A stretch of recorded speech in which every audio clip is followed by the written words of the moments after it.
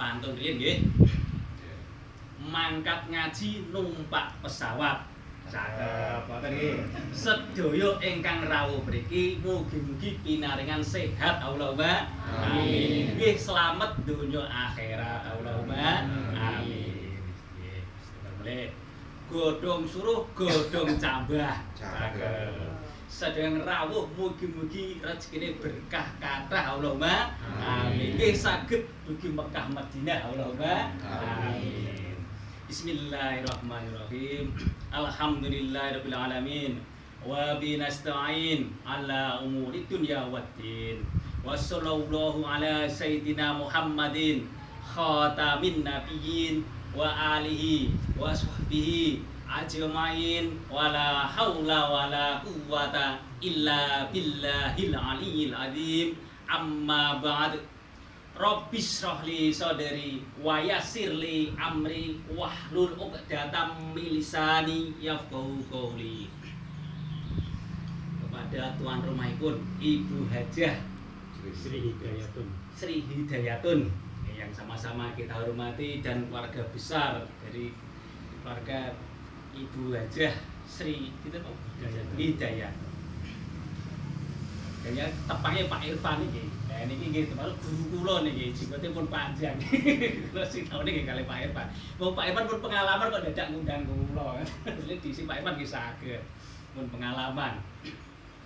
Nggih monggo kita sareng-sareng tingkatkan puji syukur kita kehadirat Allah Subhanahu wa taala yang mana sampai saat ini Allah masih memberikan berjuta-juta nikmat kepada kita sampai tak terhingga. Ngoten nggih? Sampai tak terhingga. Nikmat terbesar, anugerah terindah yaitu nikmat iman dan Islam. Nah, kalau kita pahami, orang paling berjasa di muka bumi orang beriman. Bukan penemu listrik, bukan penemu telepon, bukan penemu pesawat. Kenapa? Karena kalau di dunia ini sudah tidak ada orang beriman, maka akan dikiamatkan. Harus nama laras, terus gitu. Dan Allah menciptakan bumi langit segala isinya untuk perkara iman. Jadi kalau sudah tidak ada orang beriman akan dikiamatkan. Begitu pula Allah menciptakan alam kubur juga untuk perkara iman. Orang beriman akan mendapatkan nikmat kubur, orang tidak beriman akan mendapatkan siksa. Allah menciptakan surga dan neraka juga untuk perkara iman. Orang beriman akan ditempatkan di surga, orang tidak beriman akan ditempatkan ke neraka. Alhamdulillah kita ditakdirkan menjadi orang-orang beriman. Jadi kalau kita pahami orang beriman hidup di dunia nunggu panggilan ke surga. Dan orang tidak beriman hidup di dunia nunggu panggilan ke neraka. Dan perlu kita pahami kita bisa berbuat baik, bisa taat kepada Allah, ini semua adalah pertolongan Allah. Kita bisa meninggalkan maksiat juga karena pertolongan Allah.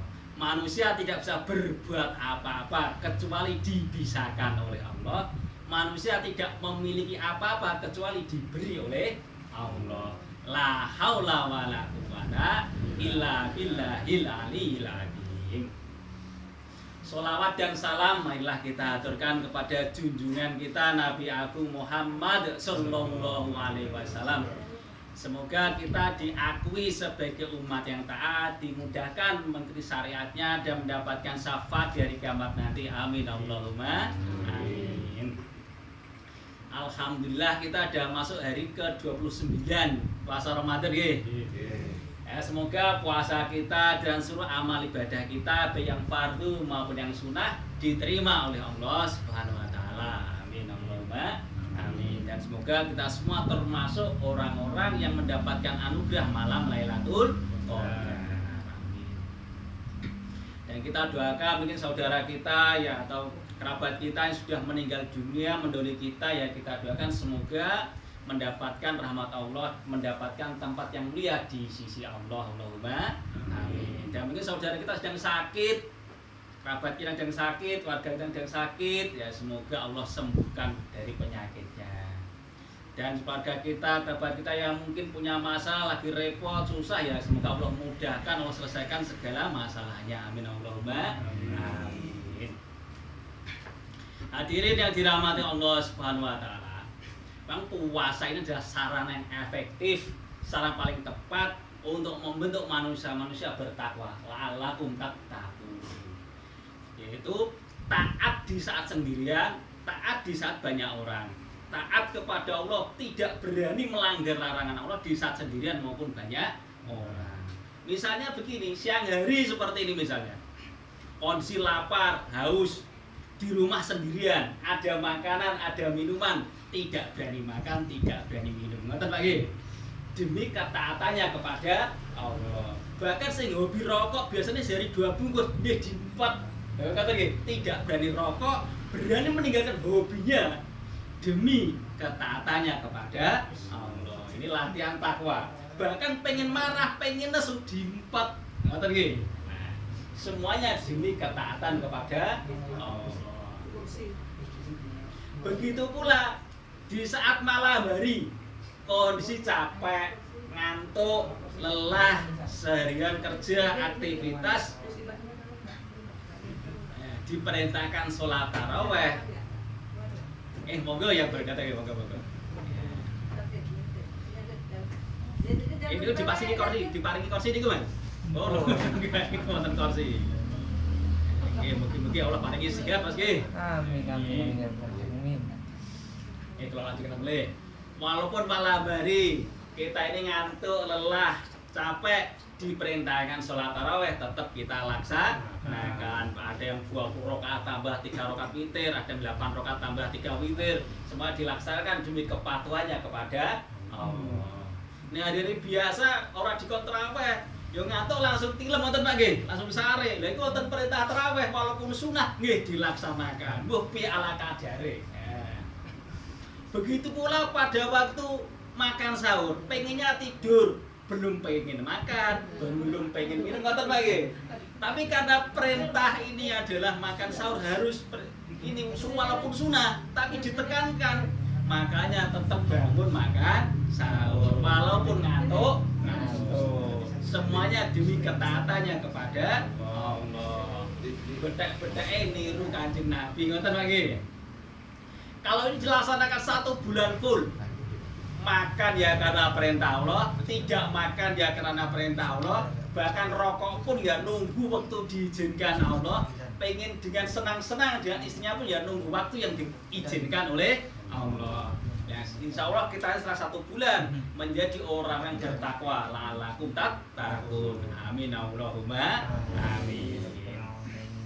Ya, perlu dipahami bahwa orang-orang yang bertakwa ini memiliki kedudukan istimewa di sisi Allah. Inna akramakum indallahi atqakum. Inna akramakum indallahi atqakum. Ngoten nggih. Al-Hujurat ayat 13. Sesungguhnya orang paling mulia di sisi Allah adalah orang bertakwa. Dan mulai wa'lamu annallaha ma'al muttaqin. Sesungguhnya Allah bersama orang-orang bertakwa. Itu Quran surat At-Taubah ayat 123. Hadirin yang dirahmati Allah Subhanahu wa taala. Baginda Rasul dawuh, salah satu la turun da'watum aso imu hatta yuftir wal imamu adil wa da'watul maklum.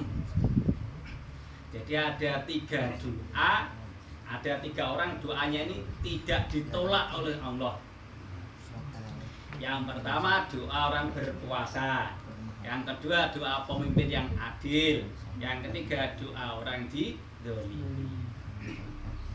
Nah ini puasa ini doanya termasuk doa yang makbul.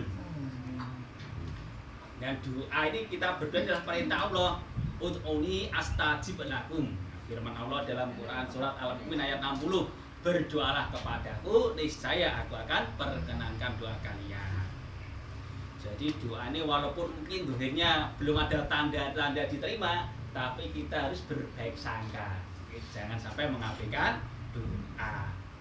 Baginda Rasulullah SAW jawab, barang siapa berdoa kepada Allah dengan syarat tidak untuk memutuskan hubungan saudara dan tidak untuk berbuat dosa, pasti akan mendapatkan salah satu dari 3 hal. Yang pertama, sesuai dengan permintaannya dikabulkan. Jadi misalnya minta jodoh, ya langsung dikasih jodoh. Minta pekerjaan, langsung dikasih pekerjaan. minta mobil langsung dikasih mobil, minta rumah langsung dikasih rumah, pengen naik haji langsung berangkat haji. Insyaallah. Amin. Ini yang pertama, langsung dikabulkan sesuai permintaannya. Pengen korban sapi, alhamdulillah langsung keturutan. Yang kedua, jika ini tidak didapatkan, maka diselamatkan dari musibah atau keburukan. Misalnya musim hujan banjir, alhamdulillah rumahnya tidak kebanjiran. Oh, tidak. Musim pandemi semuanya pada sakit, ternyata dia sendiri sehat. Oh, tidak. Mungkin naik bus, busnya kecelakaan, alhamdulillah dia selamat, lecet aja tidak. Nah ini termasuk doanya dikabulkan, diganti dari diselamatkannya musibah. Yang ketiga, jika ini tidak ia dapatkan, pahala doanya diberikan nanti di akhirat. Rasulullah dawuh, nanti di akhirat ini orang-orang akan ditampakkan lagi doa-doanya. Doa-doanya yang sudah dikabulkan di dunia dan doa-doanya yang disimpan di akhirat. Nah, doa-doa yang dikabulkan di dunia apa saja ya ditampakkan. Doa-doa yang paling di akhirat juga ditampakkan. Saking banyaknya pahala di akhirat, orang-orang ini pada berandai-andai. Seandainya seluruh doanya pahalanya diberikan di akhirat. Saking banyaknya pahalanya dan saking butuh-butuhnya, kan betul lagi.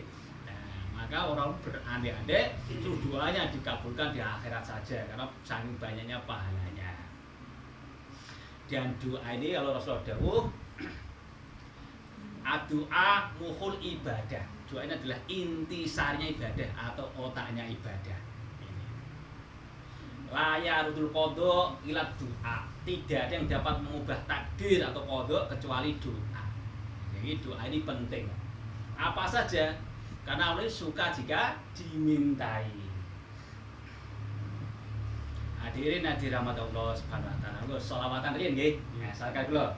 Sholatullah salamullah ala toha rasulillah.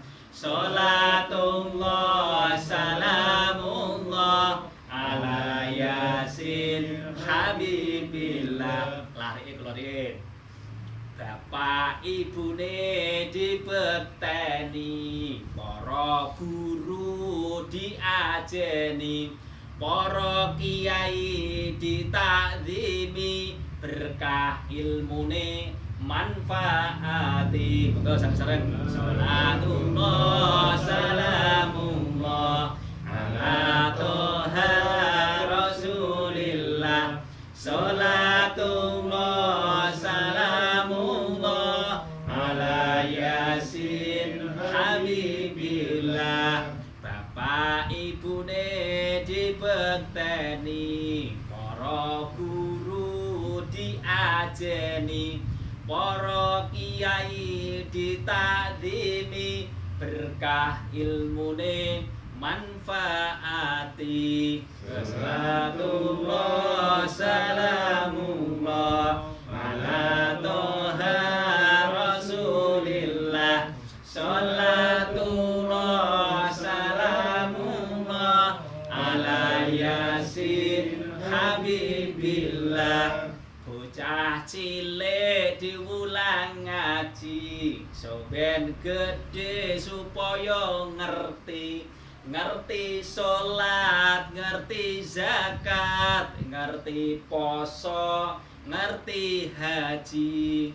Sholatullah salamullah ala toha rasulillah.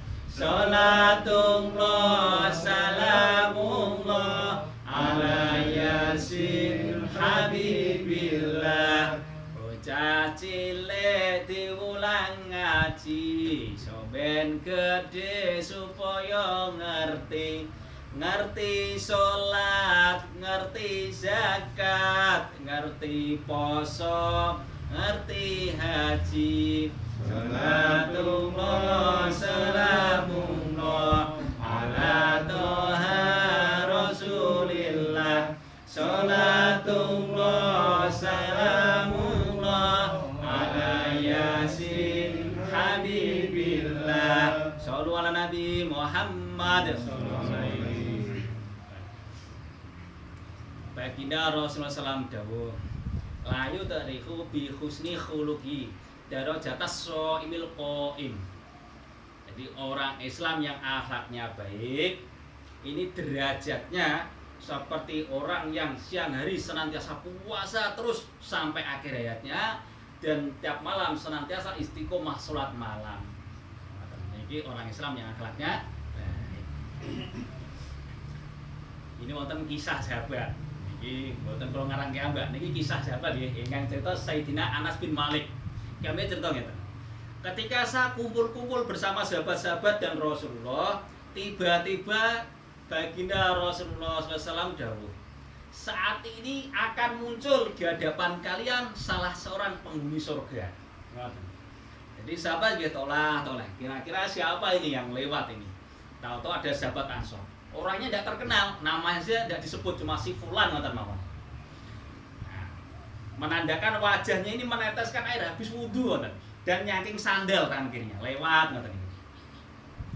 Hari pertama. Hari kedua sahabat Anas bin Malik ya cerita melih. Begitu kumpul-kumpul di masjid ngoten kali Rasulullah ke sahabat-sahabat lain, Rasulullah tiba-tiba dawuh melih, saat ini akan muncul di hadapan kalian salah seorang penghuni surga. Sahabat nggih toleh melih. Kira-kira siapa yang lewat? Ternyata nggak ditunggu yang lewat seperti orang kemarin, sahabat Ansor si Fulan ngoten. Nggih wajahnya sama, basah habis wudu, tangan kirinya nyangking sandal lewat ngoten niku. Hari ketiga sahabat Anas bin Malik ya cerita melih. Ketika kami kumpul-kumpul bersama Rasulullah di hari ketiga ini, Rasulullah nggih dawuh melih, saat ini akan muncul di hadapan kalian salah seorang penghuni surga. Sahabat ya tolak, penasaran. Ini hari ketiga yang lewat siapa? Ternyata yang lewat dia sama persis seperti orang hari pertama dan kedua, sahabat Ansor, nama si Fulan. Kondisinya dia sama, wajahnya basah menandakan habis wudu, tangan kirinya nyangking sandal. Ya setelah Baginda Rasulullah SAW tidak pergi ngoten niku, sahabat Abdullah bin Amr yang ikut di situ selama 3 hari dia ikut menyaksikan kejadian itu, langsung nututi sahabat Ansor tadi si Fulan.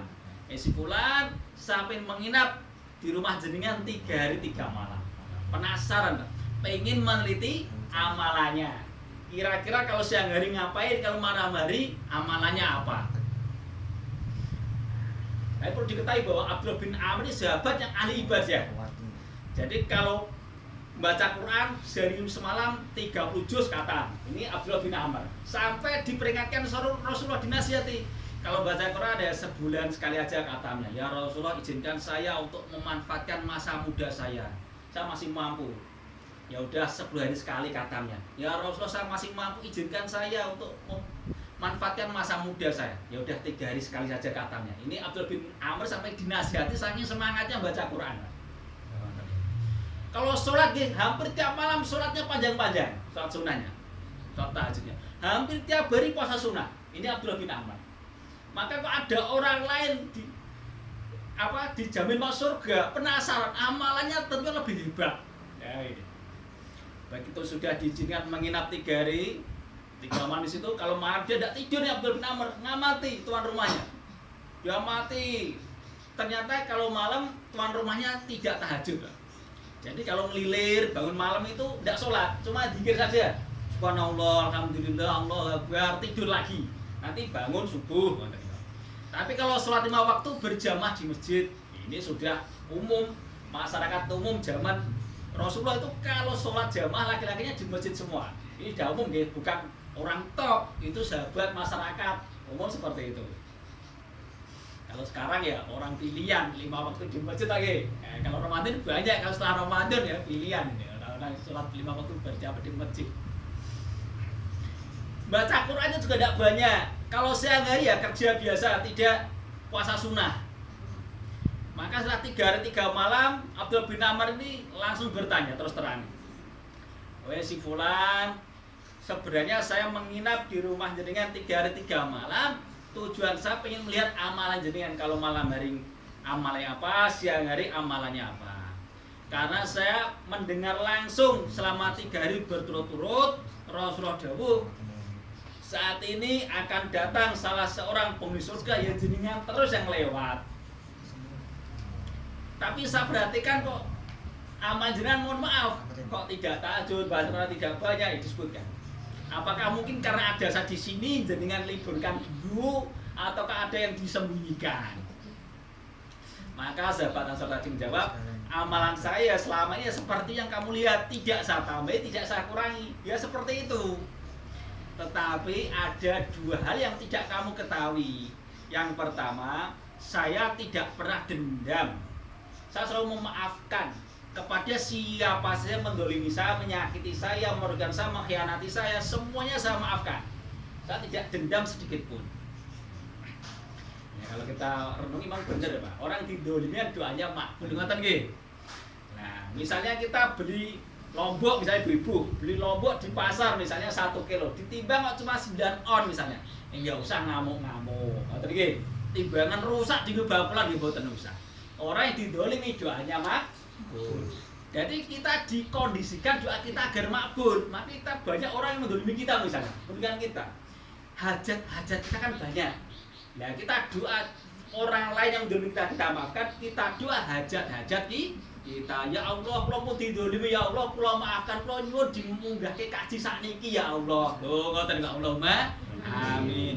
Ya Allah, kalau mau didolimi ya Allah, pembagian warisan mboten adil, jadi kalau kata dibalas sedikit mboten napa ya Allah, kalau maafke, kalau diberangkatke haji sak keluarga sakniki ya Allah. Lho ngoten iku. Allahumma amin. Ya Allah, kalau didolimi ya Allah, muga-muga urip kula penak sugih dunya akhirat sak keturunanku Allahumma amin. Ya ngoten. Jadi di saat kita didolimi, di saatlah doa kita makbul. Orang lain yang mendolimi kita, yang sudah membuat posisi doa kita makbul, kita maafkan, kita langsung doa hajat-hajat kita. Ngoten nggih? Nah, ini termasuk amalan apa namanya? Akhlaknya baik ini ahli surga, termasuk amalan ahli surga. Yang kedua, yang tadi memaafkan siapa saja. Yang kedua adalah saya ini tidak pernah dengki, tidak pernah iri terhadap nikmat Allah yang diberikan kepada siapa saja.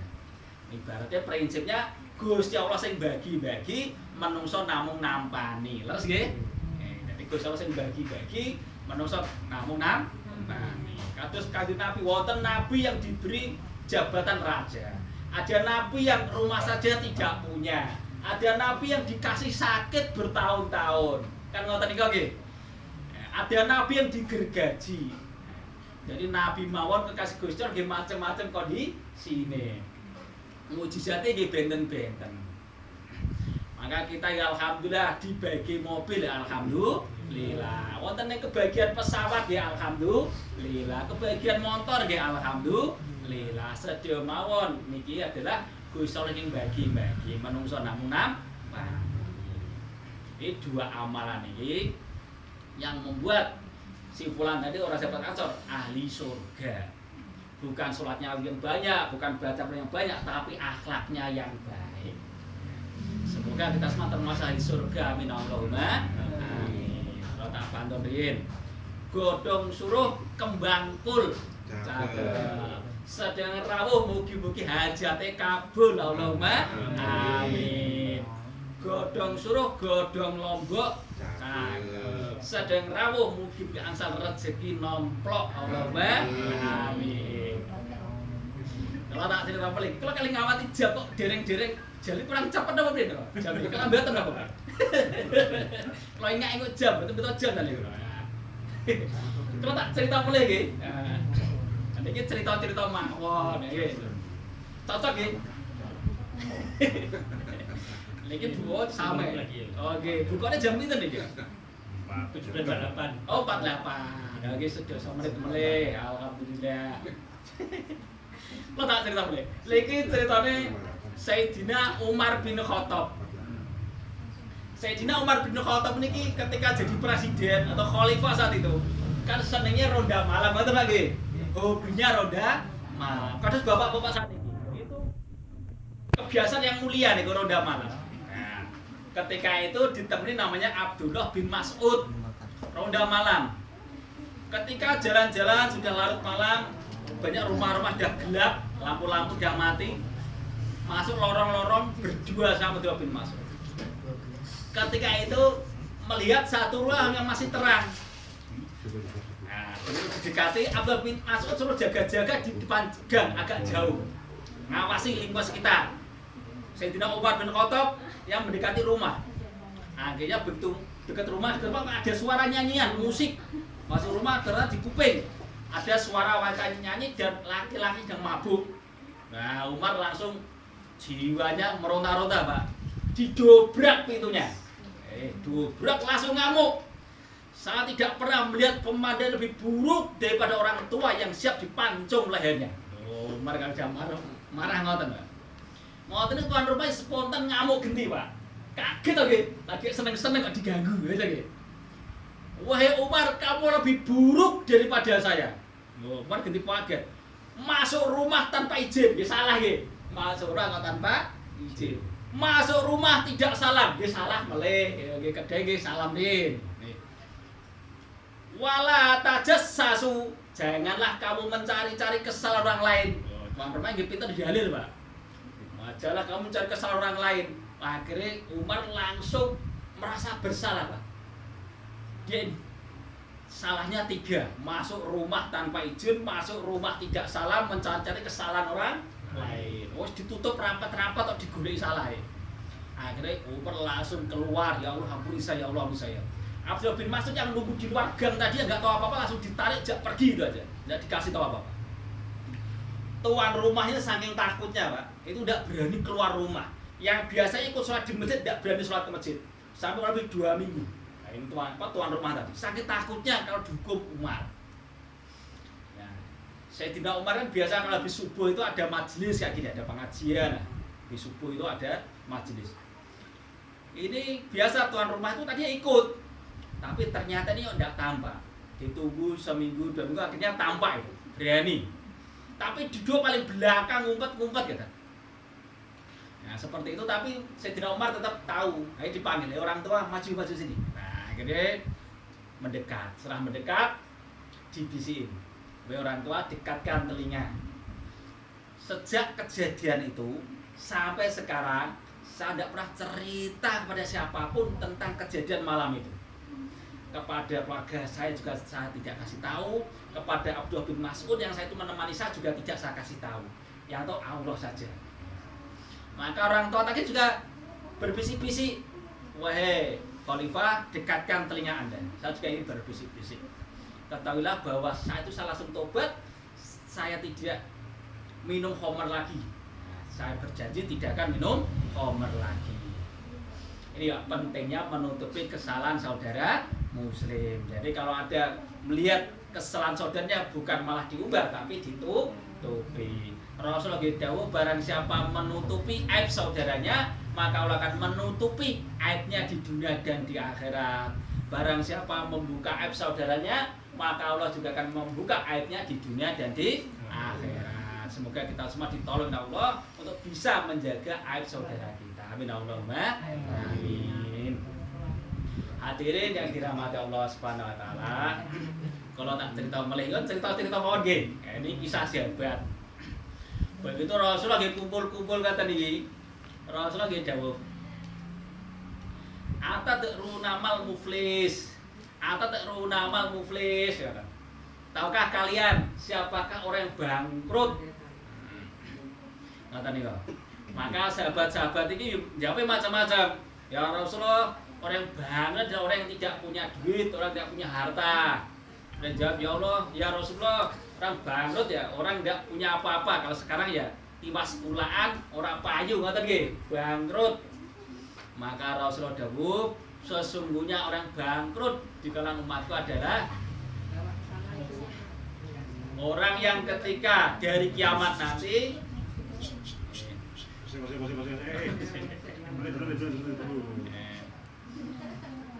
orang yang bangkrut adalah orang ketika hari kiamat membawa banyak amalan sholat, amalan puasa, amalan baca Quran, amalan haji, tapi juga banyak maksiatnya, banyak menggunjing orang.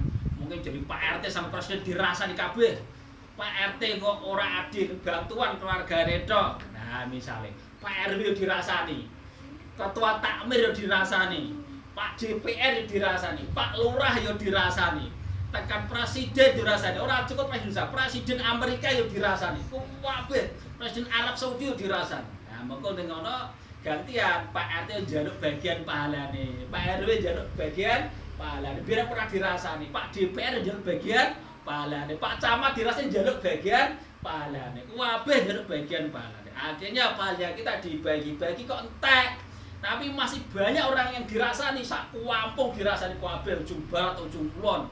Rasani kabeh, akhirnya dosa-dosanya orang dirasani diambil diberikan kepada kita yang ngerasani. Kayak orang bangkrut. Ini ya. Bahkan orang yang menghina saudara muslim, orang yang menjatuhkan harga diri orang muslim adalah riba yang paling buruk. Jadi riba yang paling buruk adalah menjatuhkan atau merusak harga diri seorang muslim. Riba itu sudah buruk. Serendah-rendah riba itu adalah seperti dosa menzinai ibu kandungnya sendiri. 1 dirham riba itu lebih buruk daripada zina 36 kali. Tapi seburuk-buruknya riba yang paling jahat, riba yang paling buruk adalah menjatuhkan atau merusak harga diri seorang muslim. Nah, semoga kita semua dihindarkan dari dosa-dosa buruk atau dosa-dosa besar. Amin Allahumma. Amin. Oh, deh. Kurang berapa nih? Kurang berapa menit, Pak? 3 menit. Oh, 3 menit pun. Kita tutup dulu. Kita doain nggih. Nah, jadi dari cukup sekian. Jika ada salahnya ya saya mohon maaf. Jika kurang pas ya mohon koreksinya. Becik ketitik Allah ketara, senajan sekedhik mugi-mugi Gusti Allah ridho. Baca Quran hatinya bersih. Cukup sekian, terima kasih. Kita doa. Yang gue kali jenengan apa lagi sini jenengan apa lagi. Ya pun, ya terus. Doa Bapak sama nggih. Bismillahirrahmanirrahim. Allahumma laka sumtu wa bika amantu wa ala rizkika aftartu bi rahmatika ya arhamar rahimin. Doa sebelum makan, Allahumma barik lana fi ma razaqtana wa qina adzabannar.